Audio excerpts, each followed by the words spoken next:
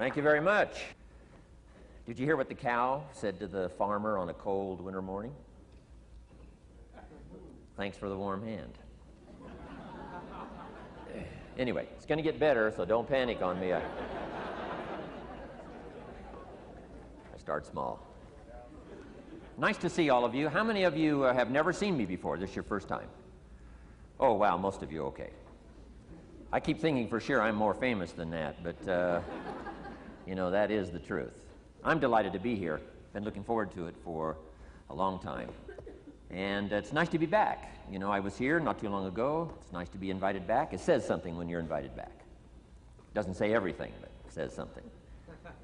Maybe it says, let's give him one more chance, right? See if he can get it right this time. But I'm delighted to have all of you here. We're going to spend the day together. I feel two major responsibilities, and I'm sure you can guess what those are. Number one is to make sure you get your money's worth, right? When you shell out your cash, especially these days, you want to make sure you get full value for the money you spend. And I know the tab for the seminar was not that much. Pretty modest fee to get in.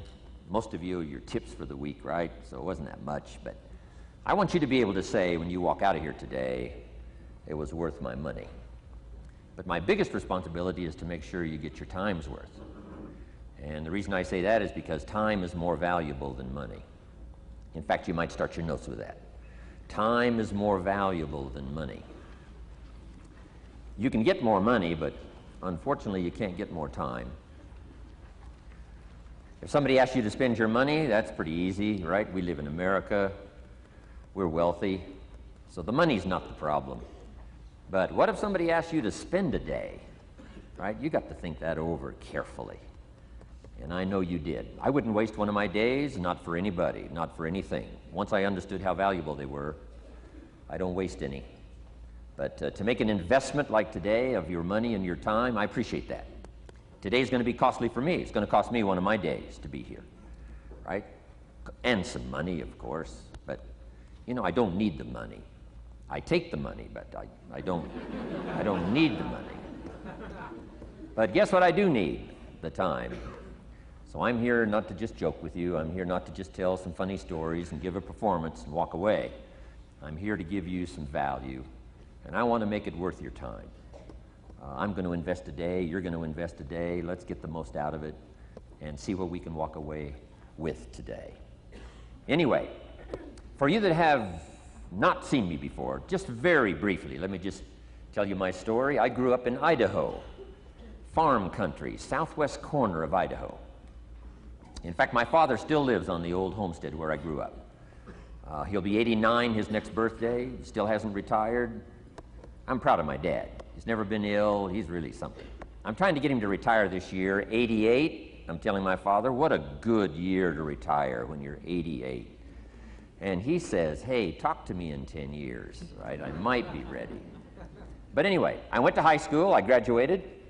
I went to college 1 year. Halfway through my second year of college, I decided I was smart enough, so I quit. One of my major mistakes. I should have stayed in school.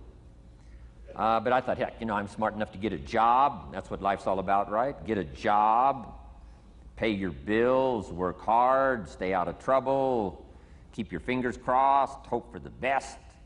And I figured I was at least prepared to do that. So I quit college and went to work. A little while later, got married, got my little family going, and I'm out there doing what I thought was the best I could. But about age 25, I'm starting to struggle. I've purchased a little more than I can conveniently pay for on time, and the creditors are starting to call saying, hey, you told us the check was in the mail. What's the deal? And I'm getting embarrassed by that. I'm also embarrassed, big mouth me, with all the fancy promises I made to get married. I'm way behind on those promises, and I'm getting discouraged, wondering what to do. And I thought, well, maybe I should go back to school, right? 1 year of college, pretty short on an application. But, you know, tough to go back to school, right? Especially when you got your family going. Time to stay is when you're there. So I discounted that. I thought, well, if I, you know, had my own business, that would be the way to go. But, you know, I'm short on money, too much month at the end of the money. If you've ever been there, that's where I was, age 25. So I had to discount that, and I'm discouraged, wondering, where do I go from here? And then the miracle happened for me. Good fortune came my way. And who can explain good fortune? I don't know. Remarkable things that happen to you at a particular time. Sometimes it's just unexplainable how those things happen. One of my friends says, well, hey, things don't just happen. Things happen just. Another good note for your notes. Things don't just happen. Things happen just. And maybe that's it. I don't know. I'm an amateur on life, I guess like most of us are, trying to figure it out, how to make it valuable. But I was ready. And my good fortune was, at age 25, I met a very wealthy man. His name was Mr. Schoaf, Mr. Earl Schoaf. A friend of mine had gone to work for him, and he started telling me about this man. He said, you got to meet this man I've gone to work for. He's wealthy, but he's easy to talk to. And he's got a unique philosophy of life. And the more he kept talking about this man, I thought, well, I've got to meet this man. So sure enough, shortly after that, I had a chance to meet this remarkable wealthy man, and I was impressed. He was wealthy. Sure enough, he was easy to talk to. I was so intrigued, within a few minutes, I said to myself, if I could be like him, farm boy from Idaho, if I could be like him, I'd give anything. And then I thought, if I could just get around somebody like him, and if he would teach me what to do, I would be willing to learn. I'm coachable. And that was my good fortune. A few months later, this wealthy man that I met, Mr. Schoaf, took a liking to me, hired me, gave me a job. I went to work for him. And I spent the next 5 years in his employ. And then, unfortunately, he died at the end of that period at age 49. His last 5 years, but the first 5 years of my new life, I got to spend with this remarkable man, and my dream came true. He coached me. He taught me. He taught me the books to read. He taught me the disciplines. He taught me the changes to make in my language and personality. And the things he shared with me during that 5 years literally changed my life, turned my life around, changed my income, changed my bank account, changed my future, changed everything. I've never been the same since that unique experience. And I wish he was still alive today, Mr. Schoaf. I'm sure if he was alive today, especially after this seminar, Idaho Farm Boy makes it to Dallas, Fort Worth, full house, standing room only. Pretty awesome, I'm sure. If he was alive, I'd be calling him today saying, you won't believe what's happening to me. I've had a chance now to share with other people what you shared with me. But anyway, how I got here. 30 plus years ago, I was living in Beverly Hills, California. And one day, a friend of mine, businessman friend, said, Jim, I'd like to have you come and share your story with my service club that I belong to, the Rotary Club. He said, I know your story, Idaho Farm Boy makes it to Beverly Hills. But he said, I think my club members would love to hear your story. He said, if I arranged one of our breakfast meetings, would you come tell your story? Just share a few thoughts. I said, okay. So I agreed to go give this breakfast talk. And guess what? They liked it. And my telephone rang. I got another call saying, we heard you've given your story and shared some ideas. Would you come talk to our club? First thing I know, I'm starting to devote a piece of my business time to giving these talks. And then one day, a businessman who'd heard my talk, I think 2 or 3 times, approached me and said, would you come and share that story and some thoughts with my management and salespeople? I said, I got this little company going. And he said, if you'd come tell your story to my organization, he said, I'd be happy to pay you. And I thought, wow, wouldn't that be something? So I agreed to go do it, and I got paid. Little did I know, another fortune was waiting for me to translate my ideas into talks and speeches and seminars. Now I've written some books. It's on cassette tape, and now I get to travel around the world. Last year I was in Japan and Israel, Spain, Mexico, Australia, New Zealand, France, Germany, Canada, and now Dallas, Fort Worth. So. Idaho Farm Boy gets to travel around the world and share his story, and here I am today. Anyway, it's almost too much for me to comprehend. From where I started, raised in obscurity, in a little small farm community, and now to be here today is pretty awesome for me. So anyway, that's just a little bit about my story. My story is probably more intriguing for me than it is for you, but I wanted to hear it again, so I thought I would just, bore you with it. Anyway, I don't ask you to be impressed today. I'm the one that's impressed from where I came from to have a chance. But that's the American dream, right? Come true. Chance to start from scratch, start from obscurity, start with pennies, start with nothing, and have a chance to transform your life, change your life, set your goals, and see what you can accomplish. So anyway, that's how I got here, and I'm just delighted that this day has arrived, and I truly want to make it valuable for you. Let's go to work. Here's what I hope you'll find out of this seminar today for your notes. Here's what I hope you'll find. Number one, sincerity. Above all else today, I hope you'll find me sincere. Best place for people to start to communicate is sincerity on both sides. I'm sure you're sincere or you wouldn't be here today, right? To spend this kind of money, to spend this kind of time, roll up your sleeves today, go to work like I am, and get this message. You've got to be sincere. So I assume you're sincere. Now I want you to see me sincere. But I've got a good note for you to make. Sincerity is not a test of truth. Important note to make. Sincerity is not a test of truth. We must not make the mistake of saying he must be right, he's so sincere. That would be a mistake. And here's why. It's possible to be sincerely wrong. So we don't mistake sincerity for truth, right? Sincerity is only a test of sincerity. Truth has to yet be tested by truth, okay? But hopefully you will find me sincere and truthful. Next, a combination of things I hope you'll find here today. Ideas plus inspiration. Ideas plus inspiration. Ideas, business ideas and social ideas and personal ideas, we all need ideas. Right? How to have a good day ideas, how to have a good year ideas, how to have your best year ever ideas, good health ideas, personal relationship ideas, how to deal with your family ideas, sales management ideas, financial freedom for the future ideas. We all need good ideas. So today, I hope you gather up by notes and by what you can remember a lot of ideas. I want to share as many with you as I possibly can in the time constraints we have. Today is going to go very rapidly. I used to think a day like this was a long day. Found out it's a pretty short day. But I'm going to go as fast as I can, share with you as many ideas as I possibly can. And here's why. Ideas can be life-changing. Ideas can be life-changing. And sometimes all you need is just one more in a series of good ideas. It's like dialing the numbers into the lock.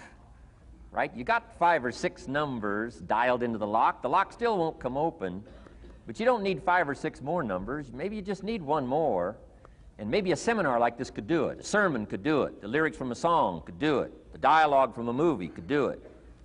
Conversation with a friend might do it. That one last piece you need, number. Dial it into the lock, that's it. The lock comes open, there's the door for you to walk through. And maybe this seminar today could furnish that for you. One more idea. I know you've come with a lot already. Sometimes we get the impression, I used to have that I only had this much going for me and I needed this much. Usually not true. And I'm sure not true of this audience, where I find you today, as well dressed as you look today. As fine as you are sitting here today. It isn't that, you've got this much going for you and you need this much. I would assume you've got this much going for you, and maybe all you need is just a few more thoughts, ideas, to furnish you some ways and means to turn your life into the dream you want it to be. So, ideas. The seminar is going to be loaded with ideas. I want you to take good notes. But here's what else I hope you'll find here today, and that is inspiration. And who knows the mystery of inspiration? Why some people are inspired and some are not? You were inspired to get here. Some were not. Who knows the mystery of that? I don't know. How come you made it? The rest of them didn't make it. We don't know what that mystery is. Some people turned it down. Some people said it costs too much. Some people said it's going to take too much time. Some people are too busy, right? A lot of different excuses why some are inspired to take advantage of something that comes to town. Others pass it up. We don't know the mystery to that. Here's what I call it, mysteries of the mind. And I just leave it at that. Some things I don't try to figure out. I take the simple approach now. right? Some people do and some people don't. I mean, that's about as profound as my philosophy is.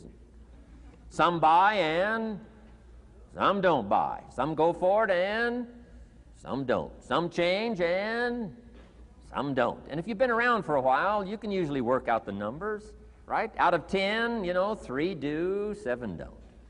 Whatever business you're involved in, pretty soon you got this ratio going. The ones that do, the ones that don't. You say, well, why don't the ones that don't, how come they don't? We don't know. I just leave it as a mystery. I used to try to understand all that. I just take the simple approach now. The guy says, this happens to me, this goes wrong for me, and all this stuff goes wrong for me. How come all this stuff happens to me? I say, I don't know, beats me. The best I've been able to figure out is those kind of things always happen to people like you. I mean, right? That's the best I got. I don't know. I'm an amateur on this stuff. What do I know? So just take the simple approach, right? That's how it is. Who knows? Interesting story says the day the Christian church was started. Now, I'm an amateur on the Bible, but best account I can remember, the day the Christian church was started, a magnificent sermon was preached. Great presentation. And if you're a student at all of good communication, it was one of the classic presentations of all times, the sermon, the first day the Christian church was started. And it said this sermon, this presentation was given to a multitude, meaning a lot of people. But it was interesting, as the account gives us, the record, it says, when the sermon was finished, there was a variety of reaction to the same sermon. Isn't that fascinating? I find it fascinating. It said some that heard this presentation were perplexed. And I read the presentation, sounded pretty straightforward to me. Said, why would somebody be perplexed with a good, sincere, straightforward presentation? Best answer I've got. They are the perplexed. I mean, what other explanation is there? It doesn't matter who's preaching. Right? It said some that heard this presentation mocked and laughed, made fun of the presentation. I thought, hey, this looks pretty sincere to me. If you give a sincere, honest presentation, why would somebody mock and laugh? Easy explanation. They are the mockers and the laughers. What else would you expect them to do? Right? I used to try to straighten all that out, say, well, they shouldn't do that. I don't do that anymore. I've got peace of mind now. I can sleep like a baby, not try to straighten all this stuff out. I used to be so naive. I used to say, well, liars shouldn't lie. See, how naive can you be? Of course they're supposed to lie. That's why we call them liars. They lie. They lie. So I don't straighten this stuff out anymore. Anyway, it said some that heard this magnificent presentation didn't know what was going on. And they're usually easy to spot. They're usually saying, what's going on, right? I mean, they don't know what's going on. But interesting, right? A variety of reaction to the same sincere, honest presentation. Now, it also says, in wrapping it up, some that heard the presentation believed. And I think that's who the speaker was looking for, the believers. Interesting. Now, it said the number of believers was about 3,000. So, pretty good first day. 3,000. I've had some first days, but I never had 3,000. But anyway, 3,000 were believers. And the speaker was looking for the believers out of this multitude. And that's about as close as we can come to understanding the mystery. Some believe, and some mock, and some laugh, and some are perplexed, and some don't know what's going on. And you just have to leave it that way. Why? Because that's the way it's going to be. The way to be brilliant is to find out how it's going to be and then say, here's how it should be. I mean, that's how you become brilliant. So, anyway, who knows the mystery? I call it mysteries of the mind. We don't understand. But I don't try to change it anymore. On this particular story, as far as we know, they didn't have classes after the presentation to try to de-perplex the perplexed. I mean, as far as we know, they left them perplexed. They left the mockers mocking. They let the laughers laugh. I mean, they didn't come back and try to straighten all this out. You say, well, how can you build a church? Well, make another presentation, and you'll get some believers and some mockers and some laughers and some who don't know what's going on. So that's about the best we can do. So, but I'm glad I've got the believers here today. You believed enough to shell out your cash and part with your time and some of your effort and energy, and I appreciate that. So, hopefully you'll find some inspiration here today. All right? To get the most out of today, a couple of more notes. Number one, be thankful. That's a good way to capture the most of a day like this. Be thankful for what you already have. That shouldn't be any problem in America, being thankful. Everything we need is available in America. Everybody wants to come here, right? The last time I was here, that little presentation I gave, everybody wants to come here, America. People haven't plotted and schemed the last 40 years saying if I could just get to Poland, everything would be okay. No, everybody wants to come to America. Why? Everything's available here. All the books you need, all the sermons you need, all the churches you need, all the schools you need, all the instruction you need, all the inspiration you need, all the capital you need, all the markets you need, all the challenge you need, all the information you need, all the seminars you need. Everything's available here. This is America. So number one, let's be thankful for what we already have. Thanksgiving does this, opens up the doors, opens up the windows, opens up the channels. Thanksgiving for what you already have. I did a seminar one weekend up at the ranch, up at Clear Lake. Got a lodge up there. Nice setting, high valley, high serenity ranch. For the weekend, Friday evening, Saturday, Sunday. People drove in from around California. I got there late Friday afternoon. Everybody had pretty well already gotten there. I couldn't believe the parking lot. Continentals and Eldorados and Mercedes and Cadillacs and unbelievable. Ferrari, one Rolls Royce, unbelievable. I walked in, good-looking crowd about like this, sitting there ready for the weekend seminar. My opening remarks were, ladies and gentlemen, I think the rest of the world would find it strange that we have all come here this weekend to try to figure out how to do better. Right? I think the rest of the world would say, I don't understand. Guy in his Rolls Royce saying, I got to get to the seminar, find out how to get another one of these Rolls Royces. Unbelievable. Anyway, let's be thankful. Here's what locks up the doors and the channels to receive more: cynicism.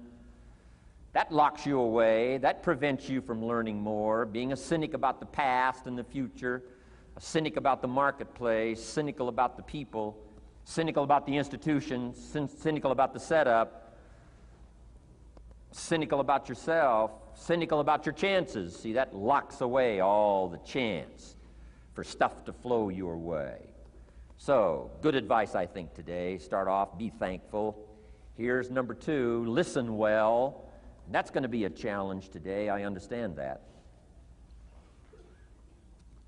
Seems like most of, our life is still going on outside these four walls, right? Most of our life seems like it's all, continuing out there. Family and business and associates and market and economy and whatever else is happening in the midst of your life. And to sort of, pull your attention from what's going on out there and put it in here for just a few hours, I know is a challenge. But do the best you can, listen well. And here's the last one, take good notes. Be a good student today. Take some good notes. I've not come to entertain you. As you can tell by my opening joke, right? I would not make it in Las Vegas. So we don't have a dog and pony show today, no entertainment. But I do have some ideas. Take some good notes. Somebody showed me the other day notes that they took about 21 years ago, attending one of my seminars out in Los Angeles. He said, I still use these notes I took 21 years ago to help me in my business, relationship with my family. So I'd like to have these notes that you take today become that valuable for you. Then it would be worth me making the investment to come and spend a portion of my life, my time, my energy here. And I want this investment I'm making here today to pay off. And one of the ways it can pay off for me is for you to take good notes and then go away and use whatever makes sense. Because what I feast on coming back around is the stories out of this audience today. Sure enough, 6 weeks from now, 6 months from now, 6 years from now, somebody's going to, by phone, by letter, by personal contact, walk up to me and say, the things you shared that day got me thinking. And I started making some changes, and let me tell you what's happened to my business. Let me tell you what's happened to my sales career. Let me tell you what's happened to my relationship with my family. See, that'll make it worth it for me. Not the money, the return. Something you can't buy with money. If somebody says, thank you for touching my life and taking the time to make the investment. And that's what I'm all about. So if you'll become a good student today. And here's the last note. Don't be a follower, be a student. You'll be happy to know today we haven't come seeking disciples. We've got no movement for you to join. I'm just here to share some of my experiences, good ideas, best I can. But I think that's good advice. Don't be a follower, be a student, right? Take advice but not orders. Take information, but don't let somebody, order your life. Make sure what you do is the product of your own conclusion. Excellent note to make. Make sure what you do is the product of your own conclusion. Not to do what someone else says. Take what someone else says, process it, think about it, ponder it. If it makes you wonder, if it makes you think, then it's valuable. Then when you go take action, make sure that the action is not what somebody told you to do. Make sure the action is the product of your own conclusion. If you'll follow just a little bit of those simple guidelines, I'm telling you, the learning process can be speedy, swift, powerful. Your learning curve can go up, and then applying it to your business, your life, your family, conversations, equities of all kinds. You'll find some progress like I did that first 5 years when I met a teacher willing to share with me, turned my life around. Progress I couldn't believe happened for me. Okay, let's get started. I want to review, I was here last time and we talked about the 5 major pieces to the life puzzle.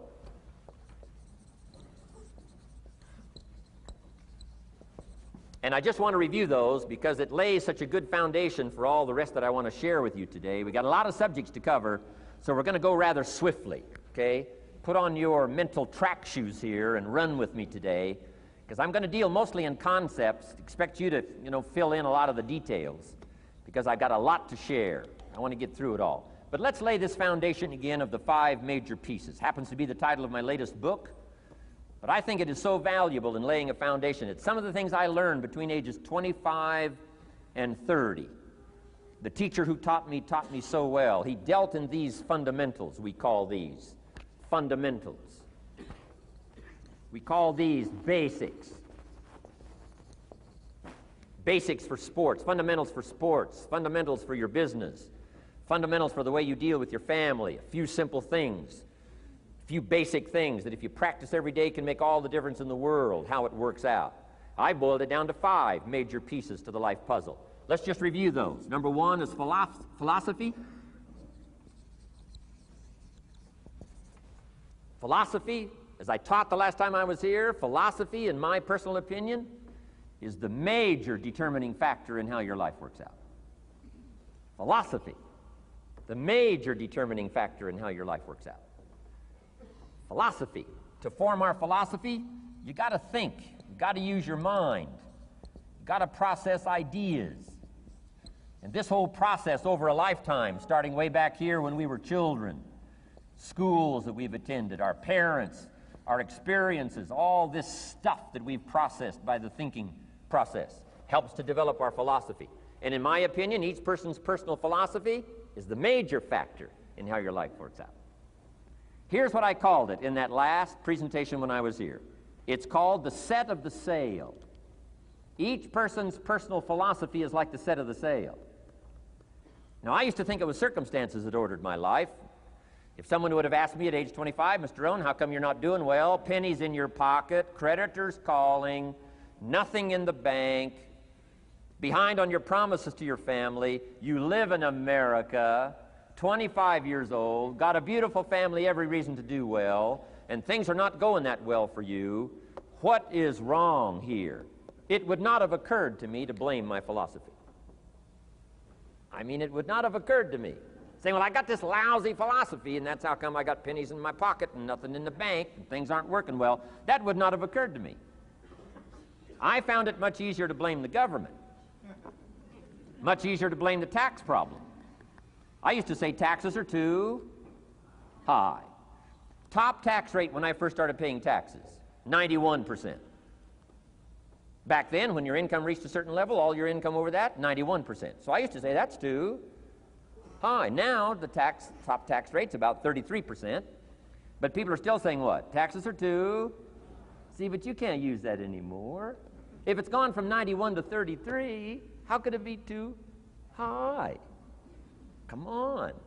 I threw all that old excuse stuff away. Some people found it, though, and they're using it these days. My old list. I used to blame the traffic, the weather, used to blame circumstances, right? People say I'm too tall, I'm too short, I'm too old, I was raised in obscurity, raised on a farm, parents of modest means, all the stuff. If you were to ask me, how come you find yourself here, Mr. Rohn, age 25, living in America, land of abundance and opportunity, pennies, zero in the bank, not doing well, creditors calling, it would not have occurred to me to blame my philosophy. I found it easier to blame the company policy. I used to say, if this is all they pay, how do they expect you to do well? So I figured that, my future was going to be tied to what everybody else was arranging, the economy and, right, interest rates. I used to say things cost too much. That was my whole explanation, not my philosophy, until my teacher taught me better that this is where the problem was, my own personal philosophy. Here's what's exciting about each person's personal philosophy. That's what makes us different than dogs and animals and birds and cats and spiders and alligators. That's what makes us different than all other life forms. The ability to think, the ability to use your mind, the ability to process ideas, and not just operate by instinct. In the winter, I'm telling you, the goose can only fly south. What if south doesn't look too good? Tough luck. It can only fly south. But see, human beings are not like a goose, can only fly south. I mean, you can turn around, go north, you can go east, you can go west, you can order the entire process of your own life. And we do that by the way we think. We do that by exercising our mind. We do that by processing ideas and come up with a better philosophy, a better strategy for our life, goals for the future, okay? Plans to achieve those goals. All this comes from developing our philosophy. Philosophy helps us to process what's available. Well, when we get here, we got seed, and we got soil, and we got some rain, and we've got some what? Sunshine, and we've got some seasons, and what? The miracle of life. Now, the key is, what do you do with all this stuff? How do you turn all this stuff that's available here into equity and promise and lifestyle and dreams and future possibilities?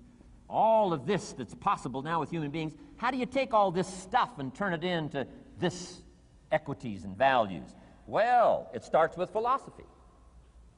What is the seed? What is the soil? What is the sunshine? What is the rain? Is it possible to take some of each of all the stuff that's available and turn it into food and turn it into value and turn it into nourishment and turn it into something spectacular and unique that no other life form can do? And the answer is yes.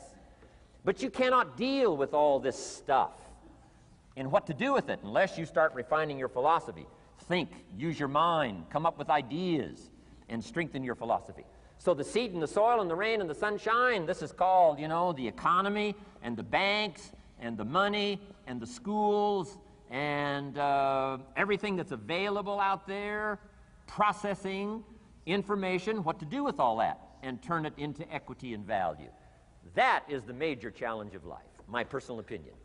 So each person's personal philosophy now is going to determine what you're going to do with seed and soil and sunshine and rain and miracle, the change of seasons. That's it. My personal opinion. Each person's personal philosophy is like the set of the sail. That's what this seminar is for today. Help you to trim a better sail. You don't need a better economy. You don't need better seed and soil. In fact, when it comes to seed and soil and rain and sunshine and seasons and the miracle of life, that's all you got. Now, what if you blame this stuff? Then you're blaming all you got. If you blame the economy, and you blame the schools, and you blame the teachers, and you blame the sermons and the preachers, and you blame, the marketplace, and you blame the company and company policy, what else is there? When some people get through with their blame list, there isn't nothing else. That's all there is.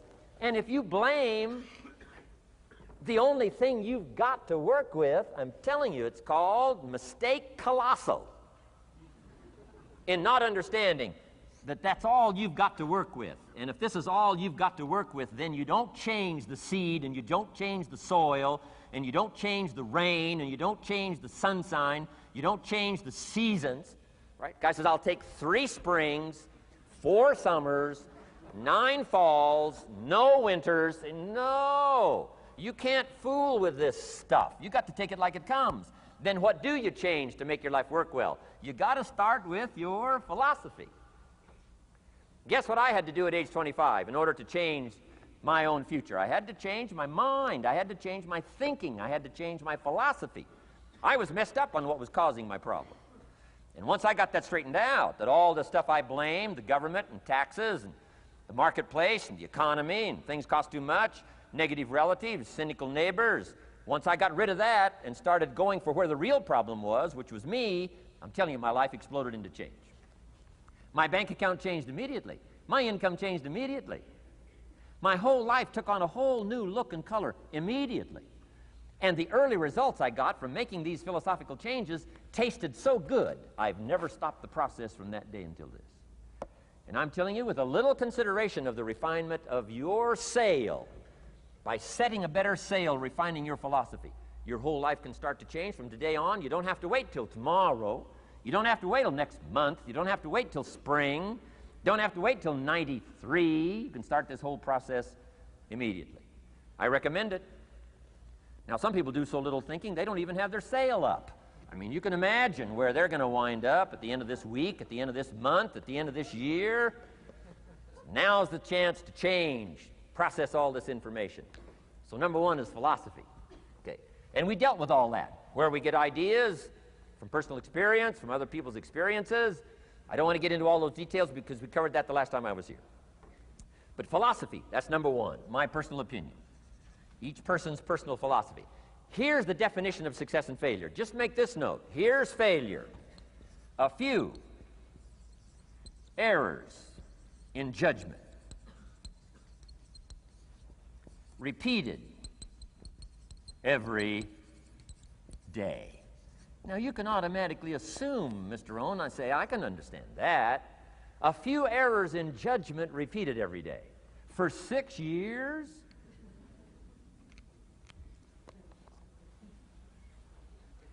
I'm with my father. I think I told this story the last time I was here. My father, 88 years old, he's never been ill, still hasn't retired. Not long ago, midnight, we're getting ready to go to bed. We've drilled a new well, got some extra water, got some more acres going. He's all excited. At midnight, we're getting ready to go to bed. My father's eating what he calls his midnight snack. A little bite to eat before you go to bed. Don't have to go to bed hungry. And I'm watching him eat this midnight snack. Guess what he had? An apple, a few graham crackers, and a glass of grapefruit juice. I said, no wonder my father's so healthy. My mom taught us all those good health practices. Taught me when I'm growing up, right? I'm an only child. I've never been ill. Passed the big 5-0 some time ago. My 2 daughters, 32, 33, never been ill. My grandkids, never been ill. I'm telling you, the legacy lingers on. As I watched my father have this midnight snack, suddenly occurred to me. I know that's part of it. An apple, what? A day. That's gotten to Dallas-Fort Worth, right? An apple. An apple a day keeps the doctor away. Good question for this intelligent audience. What if that's true? You say, well, Mr. Rohn, if that's true, that would be easy to do. Then what's the problem? It's easy not to do. It's easy not to adopt it as your own personal philosophy. Or the guy messed up the saying. Guy says a Hershey bar a day. Say, no. No. You've been watching too much television. It is not Hershey bar. You got to be smarter in philosophy than to fall for the Hershey bar a day when it's an apple a day. You've got to be smarter than that. And if you make that kind of an error in judgment every day for 6 years, I'm telling you, it'll accumulate into disaster. Sometimes the first year you say, well, you know, I'm so healthy now, what difference is it going to make? You've got to be smarter than that. Just because disaster doesn't fall on us at the end of the first day doesn't mean disaster isn't coming. You've got to be so smart that you look down the road and say, will the errors in my present judgment of philosophy, what's that going to cost me in 1 year, 6 years, 1 month, 6 months? I'm telling you, the money cost and the health cost and the success cost is too gigantic if you'll look down the road a little ways and say, are there errors in my current judgment like an apple versus a Hershey bar? Is that just a good illustration of some of the rest of my errors in judgment? If it is, that's where I found myself at age 25. I started working when I was 19. I met my teacher who helped turn my life around when I was 25. That's 6 years. At the end of the first 6 years of my economic life, I've got pennies in my pocket. I've got nothing in the bank. The creditors are calling saying, hey, you told us the check was in the mail. I'm embarrassed. I'm behind on my promises. I live in America. I'm a 25-year-old American male. I got a nice family, every reason to do well. And I'm messed up. Now, what's messed up? I used to think it was the community that was messed up, and the country was messed up, and the government was messed up. If those Democrats ever get in the White House, that'll really mess things up. If the Republicans stay in power, that'll really mess things up. The economy was messed up. Interest rates are messed up. I thought all this stuff was messed up. Then I found out that's not what was messed up. I was criticizing the only thing I had to work with. What was really messed up was my own personal philosophy. My own errors in judgment in my own personal philosophy brought me in 6 years to pennies in my pocket, nothing in the bank, and trying to explain why I wasn't doing well, living in America, 25-year-old American male, got a family, every reason to do well. Now, once I understood this, here's the formula for failure: errors in judgment, being lax about developing your own personal philosophy. I'm telling you, it's called accumulated disaster. It doesn't matter whether it's your health or your bank account. Guy's got an empty bank account, probably has high cholesterol. Why? Over the last 6 years, he never paid attention to either one. And it doesn't matter whether it's a dollar, or whether it's your money, or whether it's your cholesterol count. All you got to do is commit the errors, and just because disaster doesn't fall on you at the end of the first day that you don't eat an apple. You say, well, I didn't eat an apple today, and tonight I'm not ill. Well, you got to be brighter than that. Someday you got to leave first grade. The reason we make those first grade desks so small so they won't fit at age 25. I mean, right? You don't belong here anymore. Come on. Now let me give you the secret to success. The formula for failure: a few errors in judgment repeated every day for 1 month starts the weakness, starts the disaster process. You can imagine what happens in 6 years. Now here's the formula for success: a few simple disciplines practiced every day. And you've started a whole new process called a whole new life. A few simple disciplines practiced every day.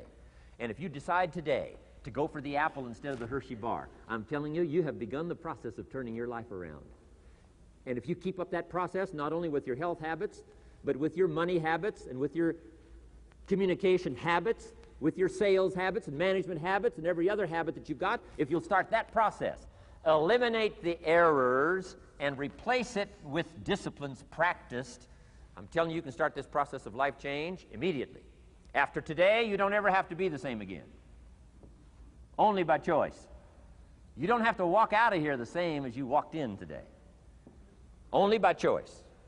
You can start a whole new process. And you say, well, Mr. Rohn, is it that simple? Yes, it's that simple. Where else would you start but with an apple? You don't have to start with something staggering. What if you should be walking around the block for your good health and you don't? What'll that do in 6 years? I'm telling you, the word is disaster.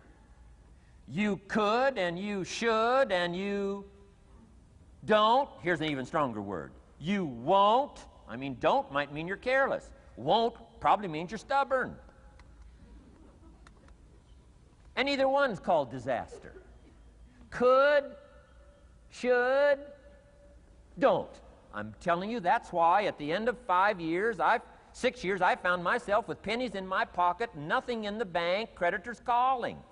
Could, should, won't. Could, should, don't is called disaster. Now, how do you change all that? The next 6 years, I got rich. The next 6 years, I became a millionaire. By the time I'm 31, I'm a millionaire. How about that? You say, well, Mr. Rohn, what happened? Well, strangely enough, during that second 6 years of my economic life, the government was about the same. I'm telling you, taxes were about the same. My negative relatives were the same. I'm telling you, the economy was about the same, and prices were about the same, and everything else was about the same. Circumstances were about the same. Then how come I got rich? How come I totally changed my life? I was not the same. Somebody says, well, what did you go to work on to do all that? I started with my philosophy. I started amending my errors by doing some better thinking, changing my mind, coming up with ideas that I didn't have before I met my teacher. And once that whole process started for me, I'm telling you, I changed my whole life. Within a 6-year period, I was never the same. And I've kept up that process all these years. One of the reasons why I'm here is to continue my craft. I don't want the day to come someday somebody says, you should have heard Jim Rohn 10 years ago when he was really terrific. Guess what I want people to say? I heard him 10 years ago, but you should hear him now. I'm telling you the man works on his craft. I'm telling you the man's done some extra reading. I'm telling you the man doesn't miss a trick. I'm telling you he's worked hard on himself. That's why he's able to deliver like he does. The same thing can happen for you as a teenager. It can happen to you as a mother, as a father, as a business person, as a salesperson, running a business. Doesn't matter. Management, wherever you find yourself. This is the process called personal change. And what I say to start with is start with your own philosophy. Your philosophy is going to determine whether or not you go for the disciplines or continue the errors that's called potential disaster. And everybody has it within their power. Well, it was so happy for me to find out at age 25, Mr. Shove said, Mr. Rohn, you don't have to change countries. But you do have to change philosophy. And if you'll change philosophy, not country, you can turn around your income, you can turn around your bank account, you can turn around your skills, you can become capable, powerful, sophisticated, healthy, influential, all the other equities that you could possibly want out of your life, using the only stuff there is and not trying to change any of this stuff. Appreciate all of this stuff with all of its ups and downs, with all of its mystery of why it works and sometimes it doesn't work. Don't challenge this. You don't have to ask for another planet. You don't have to ask for another country. Just ask for another book. Ask for another seminar. Ask for another idea. And you can start this whole process of personal life change. Now, I could spend the whole day on philosophy, because that's where it is. If I could get you intrigued with that enough to study it, enough to ponder it, to where you would pick up the commitment like I did and say, hey, as simple as an apple a day, as simple as a walk around the block, why not start right there? If you don't start there, where else are you going to start? Might as well start where it's easy, and then go to the more complicated disciplines. Because if you can't handle the simple disciplines, how can you handle the complicated ones? Okay. Key. Philosophy. Here's number 2. I got to give these now very quickly because I got too much to cover here to linger too long. Number 1, we're affected by philosophy. First major of the 5 major pieces. Number 2 is attitude. We're affected by how we feel. First, we're affected by what we know and the decisions we make. Second, we're affected by attitude, how we feel. And I gave that quick list. Let me give it to you. It's how you feel about the past. You've got to have a good attitude about the past. Use it as a school, not a club. Don't beat yourself to death with your past. Faults, failures, losses. Let the past be a school. Harsh school maybe. What else is new? Let the past be a school master to teach you. Not to threaten you, but to teach you. Okay. Next, it's how you feel about the future. Set your goals. We'll talk a little bit about that before we finish today. Goal setting. The promise of the future is an awesome force to affect your life every day. Without a future well designed, we take hesitant steps. And all you have to have is hesitant steps for 6 years. You'll be timid, driven into a corner, not boldly willing to go and take your portion, take your share. Okay? Next, it's how you feel about everybody else. Got to have a good attitude about everybody else, because it takes everybody else to make a market. One person doesn't make a family. One person doesn't make a business. One person doesn't make a corporation. One person doesn't make a community. One person doesn't make a nation. It takes all of us to make a dynamic economy, a nation second to none. It takes all of us to make the churches and make the economy run. It takes all of us to make the possibilities. All the gifts that have flowed in here the last 200 years, unprecedented in 6,500 years of recorded history. There's been nothing like it. The ethnic streams that have flowed in here brought their gifts, brought their talent, brought their skills, brought their inventions, brought their work ethic. All of it mixed together is called America. Been nothing like it in 6,500 years. And to miss the value of it by some, warped attitude about it, I'm telling you, you've missed it all. And if you have an appreciation for it all, you'll draw from it. And if you draw from all the gifts that have been blended together here for 200 years, now for your value and benefit, think of what you can do for your days, for your business, for your conversation, for your equities. You can transform it to an incredible degree. And here's the last one. It's how you feel about yourself. Understanding self-worth is the beginning of progress. Self-worth should be easy. If one of us can do it, all of us can do it. If anybody can think it, we all can think it. I can read, you can read. I can understand, you can understand. From where I came from, the few simple things I did and tried revolutionized my life in 5 years. There isn't anybody here that can't do it. Change from pennies to fortune. Change from nothing to something. Change from broke to rich. Anybody in this room can do it. If any of us can do it, we all can do it. That's the kind of value you should place on yourself. If Jim Rohn can understand it, I can understand it. If he can read, I can read. If he can find it, I can find it. If he can change, I can change. If he can get it done, I can get it done. That's the attitude about yourself. So valuable. Okay? Now, in transforming our lives, we don't start with attitude. We don't start with the inspiration here. We start with education. Somebody says, well, I expected you to just come get motivated today. Well, that probably won't do it.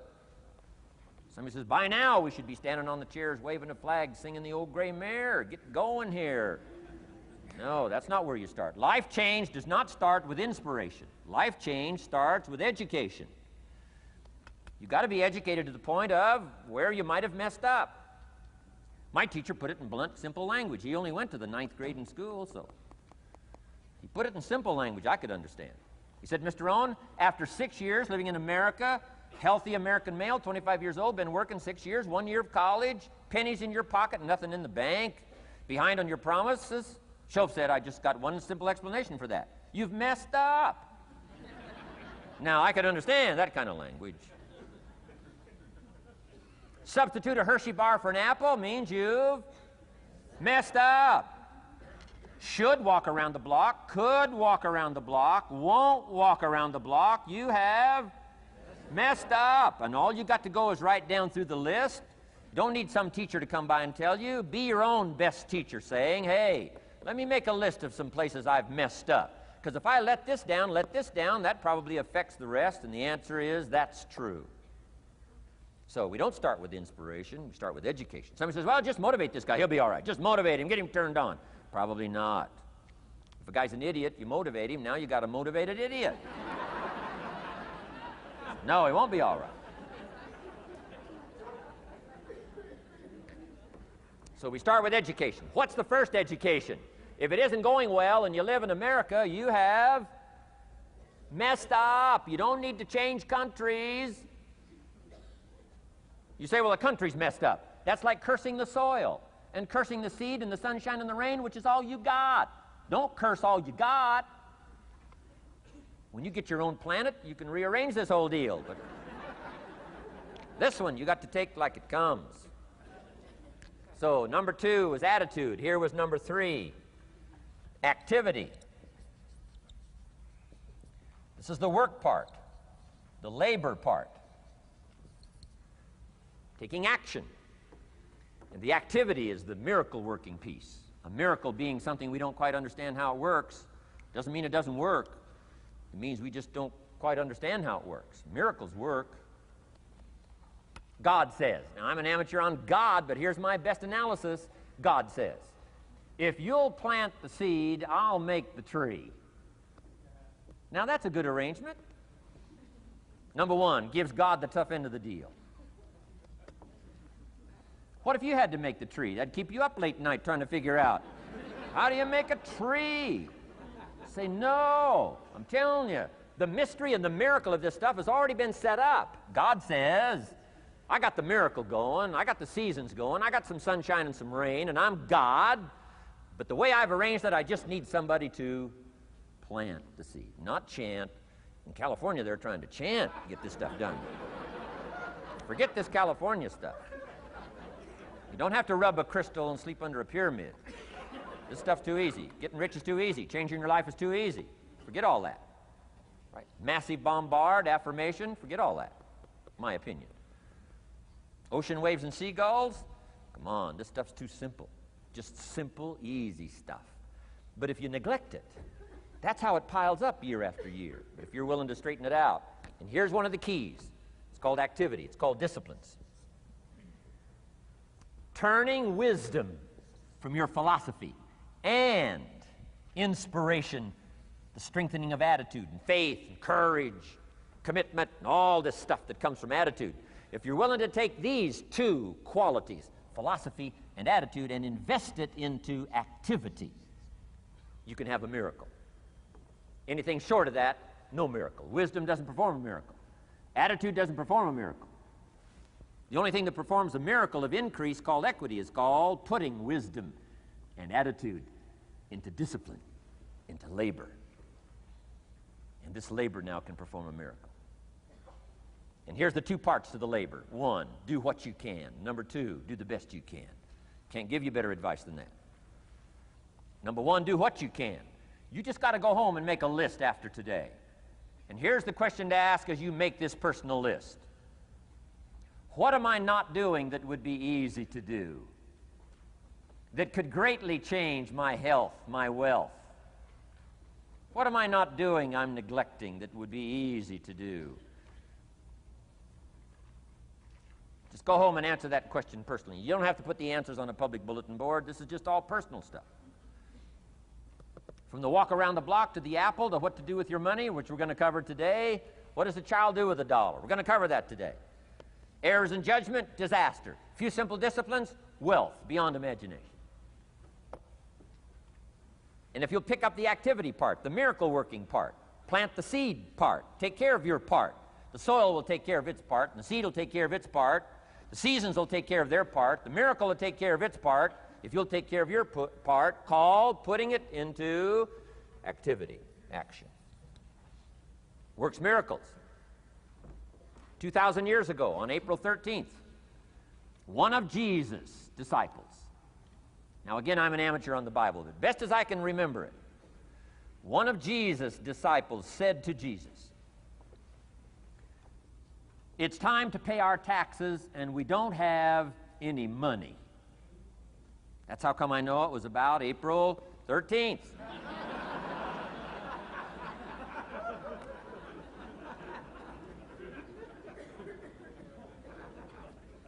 To this statement by his disciple, Jesus said, best as I can read the record, Jesus said, "No problem."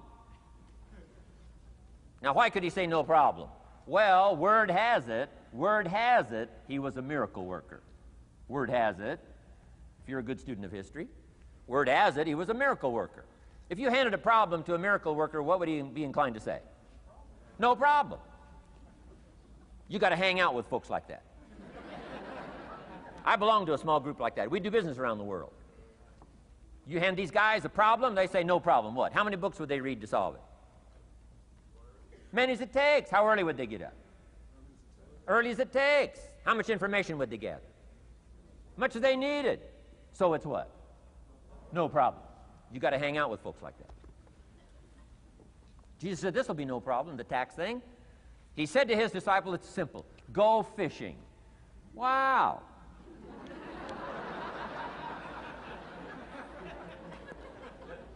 Now that was easy for this particular disciple. His name was Peter, and Peter was a fisherman. How clever. How clever. But here's the real problem.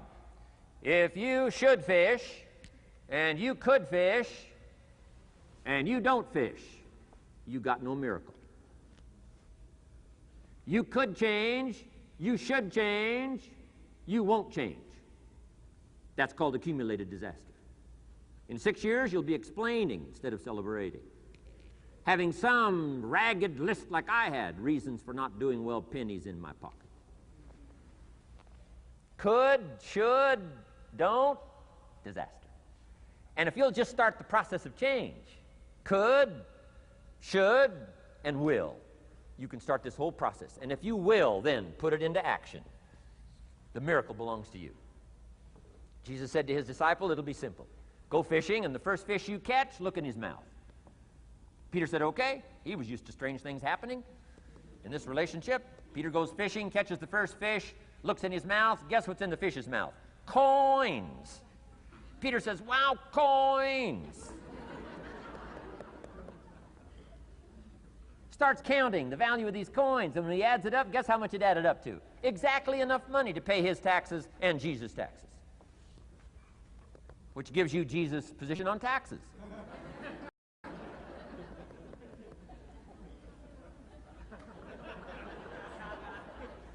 Okay. Now we call that what? A miracle, only because we don't quite understand how it works. It doesn't mean it doesn't work. It simply means we don't quite understand how it works. But here's how you get a miracle going for your life. Number one, do what you can. Get a list of the stuff you could do and you haven't done, postponed, and start cleaning that up. You can't start at a better place for personal change. That'll affect your bank account, affect your future, affect your income, affect everything. You can't start a better life change process than cleaning up what you should be doing. The man says, well, my mother lives down in Florida. Should have written her 6 months ago. I just can't seem to get that letter written. I'm asking you to get that letter written, clean that up, and don't walk like other people walk. Don't postpone like other people postpone. You say, well, is it as simple as writing a letter? And the answer is yes. Where else would you start for life change, personal change? You don't need a pink package to fall out of the sky. You don't need massive bombard, pre-conscious, subconscious. Practice channeling, find a 2,000-year-old guru. I mean, you don't need any of that stuff. Pass on all that. Kids are afraid of that stuff. Too much of it, you'll be out on a limb with Shirley. I mean, don't pass on all that stuff. This stuff's too easy. This stuff's too simple. It's called take action, number one, on neglect, on errors, in discipline. Number two, start setting up some disciplines. And if you'll do that, you'll perform a miracle. Now, here's the second part of the miracle. Number one is do what you can. Here's number two, do the best you can. If that's not your philosophy, I would ask you to amend it. Let me give you the best of ancient script. Here's what it says. Whatever your hands find to do, do it with all your might, do it with all your strength, and do it with all your power. What a good philosophy. That kind of philosophy will revolutionize your life if you haven't picked it up lately. Guy slips in late, company doesn't seem to mind, slips out early, first one in the parking lot, heading for happy hour. Stretches his break, comes early for lunch, late back from lunch, company doesn't seem to notice. Guy says, best as I can calculate, I'm putting in about a half a day's work and I'm collecting a full day's pay. And the guy says, I got it made. Little does he know the seeds of his own disaster are already being sown by the weakness of his own personal philosophy. It's not the economy that's going to determine your next 6 years. It's your philosophy about labor and about activity and about miracle and soil and seed and sunshine and rain and the economy and the banks and the money and the companies and the schools and what's going on. It's your philosophy and your attitude. And then your ability to take action. All of that we call the process of life change, miracle working. Number one, do what you can. Number two, do the best you can. Here was number 4. Results. Results. Every once in a while, you got to take a measure, see how you're doing with these 3 pieces: philosophy, attitude, activity. Now we take a measure called results. What is the results at the end of the day, the results at the end of the week? You can't let too much time go by without checking. When time goes by, 6 years I'd been out there working when I met my teacher, Mr. Schoaf. Schoaf said, well, Mr. Rohn, let's just go through a little summary here. He said, in the last 6 years, how much money have you saved and invested? Let's go through a little tab list here. How much money have you saved and invested the last 6 years? I said, what? 0. He said, you have messed up. You remember these notes. I like that. You've messed up. He said, who sold you on that plan? I thought, my gosh, the man's right. I'm a nice guy. I bought the wrong plan. What if you were 50 and broke? Right? Didn't need to change countries. Bought the wrong plan. What a sad scenario that would be. But Schoaf said these questions. Let's go through some results. He said, how many books have you read in the last 90 days? I said, what? 0. Wisdom of the world available? Change your life, change your future? Wisdom of the world available? Develop any skill you want, earn the kind of income you want, have all the treasures you want, equities you want, relationship with your family that you want, everything that you want available, and the wisdom of the world to help you get it. Haven't read any books in the last 90 days. My teacher said, Mr. Rohn, you have messed up. I'm telling you, you've got the deal. Shoaff said, Mr. Rohn, in the last 6 months, how many classes have you taken to improve your skills or to develop new skills? Go for the American dream. Become rich and powerful and sophisticated and healthy and influential. How many classes have you taken in the last 6 months? I said, how many? 0. He said, you have messed up. He said, you don't need to unmess the country. You don't need to straighten out the perplexed. You don't need to straighten out any of this stuff. All you've got to do is look within and let results teach you a great deal about your own activity, your own attitude, and your own philosophy. I went through that process. Take this phrase home. Results is the name of the game. What other game is there? Results. Here's all life asks us to do. Make measurable progress in reasonable time. Just take home that little phrase. Good phrase. We're asked in life simply to make measurable progress in reasonable time. We demand it of our children. How many years do you want your child to spend in 4th grade? Approximately. About 1. If it looks like they're not going to make it, we pour on the pressure, called legitimate pressure, lack of results. Peer pressure, family pressure, school pressure, community pressure. Every other kind of pressure we can bring to bear. Why? You can't stay more than 1 year in 4th grade. As parents, you'd have to leave the community. You say, well, what if they're nice kids? Wouldn't you give them 3 or 4 years? And the answer is no. You got to make better progress than that. So you got to check fairly often. Some things you got to check every day. Some things you got to check at least by the end of the week. Salesman joins this little sales company. Supposed to make 10 calls first week. Wouldn't it be legitimate to call him in on Friday and say, John, what? How many calls? I mean, this stuff is simple. John says, well. Say, John, well won't fit in this little box here. Well. Now John starts with a story. You say, John, I made this little box so small so a story won't fit. I don't need a story. I need what? A number. A number. What will a number tell me? Everything. John's supposed to make 10 calls. What if he made 20? You say, wow. Wow. We got somebody. What if he only made 1 call? Whoa. Will that tell us something about John's philosophy? And the answer is yes. Will it tell us something about his attitude? Of course. Will it tell us something about his disciplines? Of course. And if he wants a lesson in life change, all he has to do is be willing to face the numbers and come up with the results that will teach you to either celebrate if you got good results or fix whatever needs to be fixed in your philosophy, attitude, activity called disciplines. You don't need to go anywhere else. I do believe in affirmations. And they are valuable as long as you affirm the truth. Because it says in ancient scripts, the truth, what? Will set you free. Free to do what? Amend your errors and pick up new disciplines. That's what the truth is for, to help us amend our errors and pick up the disciplines for life change. That's what the truth is for. So I do believe in affirming the truth. If you're broke, best thing to affirm is, I am broke. You put that up on the refrigerator where you can see it every day. I mean, that's how you do that. Now, if you need a little additional affirmation, you just put up there, I'm 40 and broke. I mean, you know, that ought to do it. And if you need just a little more, put up there, I live in America and I'm 40 and broke. That's enough to turn your life around. It says, hey, something is wrong. Somewhere I have messed up. And I'm telling you, if you'll start with that, it's called the process of life change, and it doesn't matter how small the process is to start. One discipline starts it, and then one discipline feeds another, and the first thing you know, you've got this whole cycle in an upward positive motion. And it's called life change. It's called income change. It's called health change. Relationship with your family change.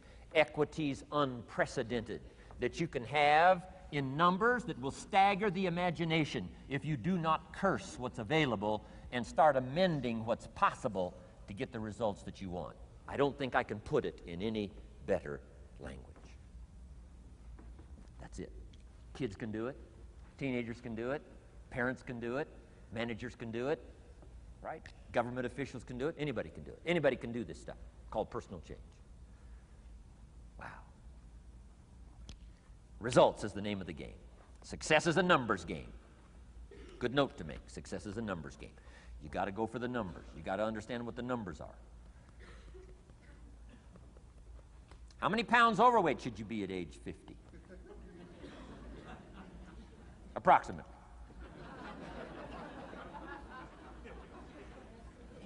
John says, I got big bones. We'll give you 10 pounds. 10 pounds for big bones. Otherwise, come on, John. 20 pounds, 25 pounds. Shouldn't we turn on the caution light at work and at home? Blinking caution light. Somebody says, what's that caution light? So John's up about 20, 25 pounds. We got the blinking light going at home, got it going here at work. To remind him what? Wrong numbers. Okay? 35, 40 pounds, red light, blinking at home. Somebody says, what's that blinking red light? Say, John's up about 40 pounds.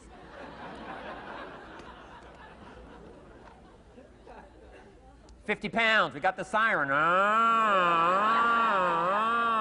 What's that siren at home and at work? John's up about 50 pounds. Cholesterol, almost out of control. Come on. Success is a numbers game. I'm asking you to be mature enough to start checking your own numbers. How many books have you read in the last 90 days? Transform your life.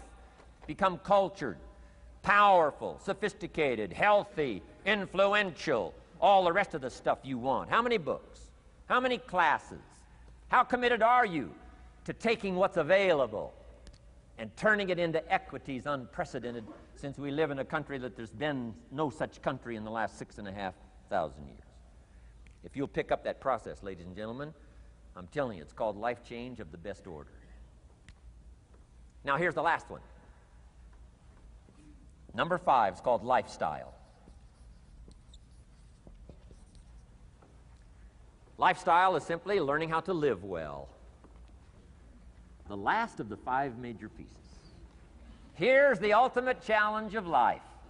I've worked on this, you cannot believe how hard, since age 25. And that is, after applying better philosophy, attitude, and activity, and picking now up results. What are results for? Here's my ultimate challenge on results. To fashion, good word to jot down, fashion.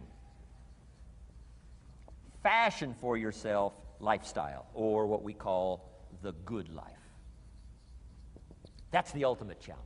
To take your results, take your money, take your results, take the return, take the equities you've gathered, and now fashion for yourself a good life, like weaving a tapestry. And Mr. Schoaf gave me all kinds of examples on lifestyle. He gave me 2 phrases that helped change my life. In case you have to leave early, let me give you these 2 phrases. It'll be worth the price of coming and being here today. Just take these 2 phrases home, in case you have to leave early. Here's number 1. Schoaf said, Mr. Rohn, if you wish to be wealthy, study wealth.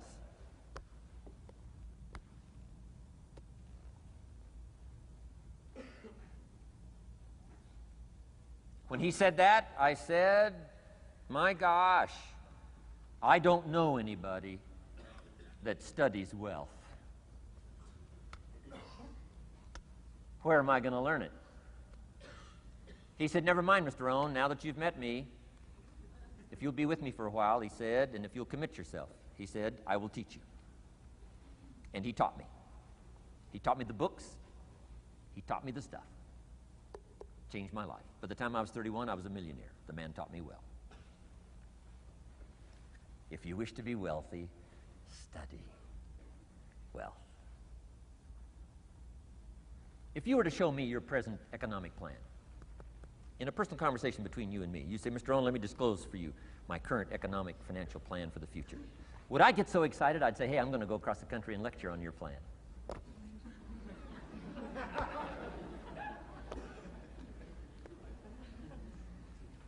And if the answer is no, Mr. Rohn, you probably wouldn't want to go across the country and lecture on my plan. Here's my question to you. Why not?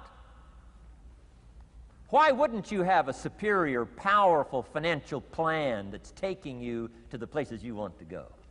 I'm asking you, if you find yourself caught like I was at age 25, make the personal commitment today and say, I'm going to study and I'm going to change, and 5 years from now, nobody's going to be able to say, how come you don't have a superior plan living in a superior country with superior opportunity? Nobody's going to be able to say that 5 years from now of me. If you'll make that commitment, I'm telling you, this will be one of the most exciting days of your life. Not because of my seminar. It'll be one of the most exciting days of your life because of your commitment to this simple little process I've outlined for you. Here was the second phrase. Mr. Schoaf said, Mr. Rohn, if you wish to be happy, study happiness. I didn't know happiness was a study. My best hope for happiness at age 25 was to just go through the day with my fingers crossed. Hoping somehow something would make me happy. Schoaf said, no, Mr. Rohn, happiness is not something you postpone. Happiness is not something off in the future. Happiness is something you design. You got to get the word. Happiness is something you design. Happiness is a study. Happiness is a practice. Happiness is an art. It's not an accident. It's an art.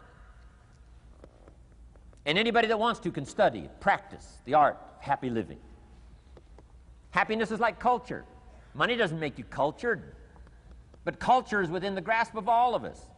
How much is a book on sophistication in the marketplace? $4,000? No, $40. I'm telling you, in America, everything's available. Everything's within reach. All you have to be is committed to it and make it a study.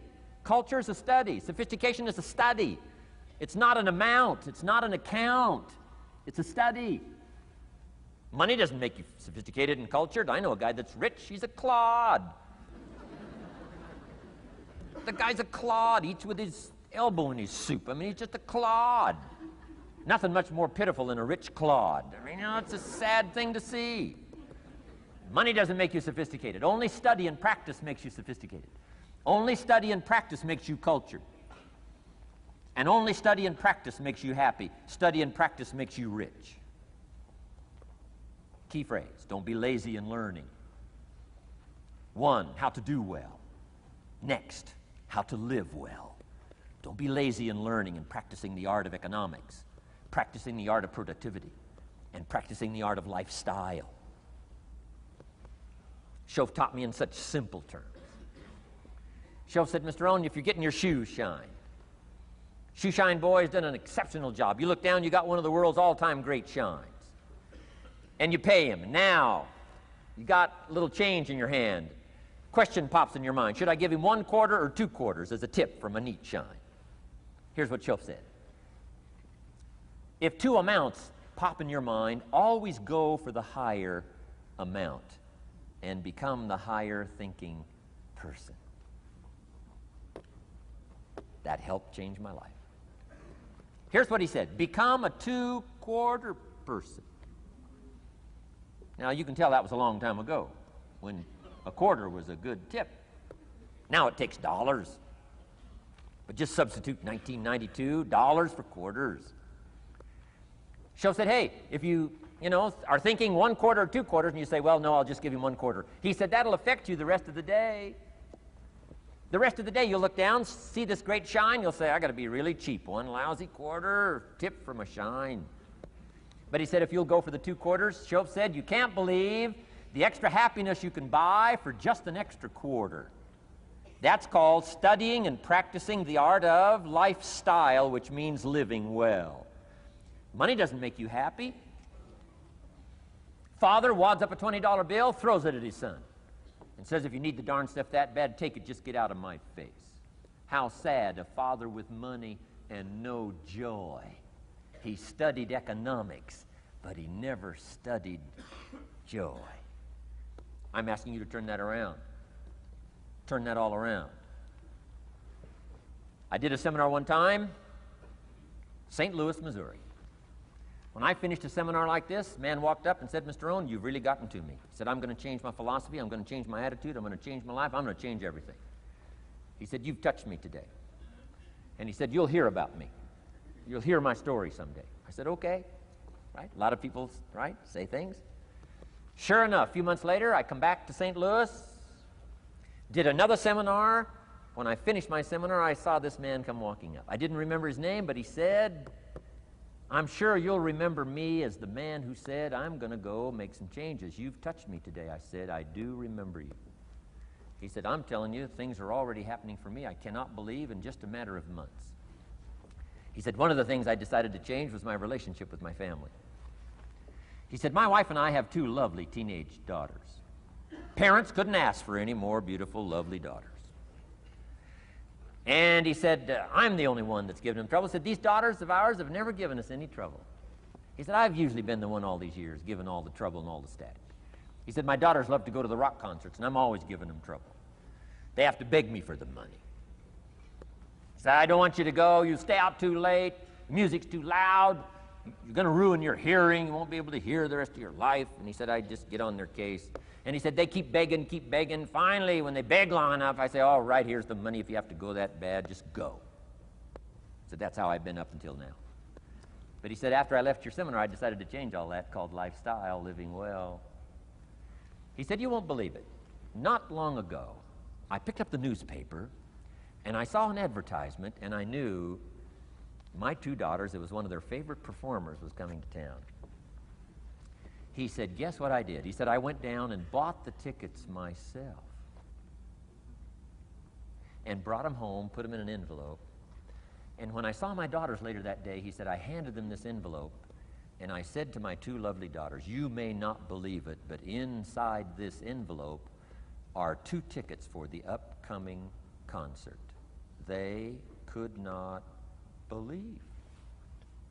And he also added, you'll be happy to know begging days are over. Now they cannot. He said, now don't open the envelope till you get to the concert. They said, okay. So they go to the concert, come concert time, open up the envelope, hand the tickets to the usher. He says, follow me. And he starts down front. The girls say, hey, hold it. Something must be wrong. He takes another look, says, no, nothing's wrong, follow me. 10th row, center. Now they cannot leave. 10th row, center. The only tickets they were able ever to beg for was, right, 3rd balcony, can't see. He said, I stayed up a little late that night. Sure enough, a little after midnight, my 2 daughters come bursting through the front door. One of them lands in my lap. The other one's got her arms around my neck. They're both saying, you got to be one of the all-time world's great fathers. He said, Mr. Rohn, you're right. I can't believe. Same money, different father. He said, I've started making the changes, and I decided to start with my teenagers, my girls. He said, what a difference it's making in my life. And I'm telling you, you can do that with your lifestyle. You can do it with your sales career. You can do it with your management career. You can do it with any part of your life. If you're looking for equities unmatched, do not curse the only thing you have. Don't complain about the only thing you have, which is seed and soil, sunshine, rain, miracle, and seasons. But start changing and processing and evaluating things like we're covering today, and this process of change will take off for you. You will not believe what can happen in such a short period.